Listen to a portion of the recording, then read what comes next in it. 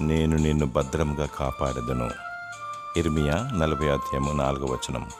నీతిమంతులకు, నిజాయితీపరులకు, యథార్థవంతులకు, నిస్వార్థపరులకు, మంచి మనసున్న దేవుని బిడ్డలకు దేవుని కాపుదల ఎల్లవేళలా ఉంటుంది. ఆపద వచ్చినప్పుడు వారు దేవుని ద్వారా తప్పింపబడతారు.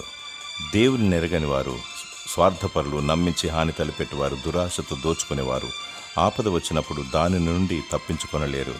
నీ పొరుగు వారిని ప్రేమిస్తూ సాటి మానవునికి మేలు చేయాలి.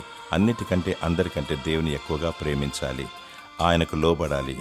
దేవుడు నిన్ను కాపాడి భద్రపరుస్తాడు.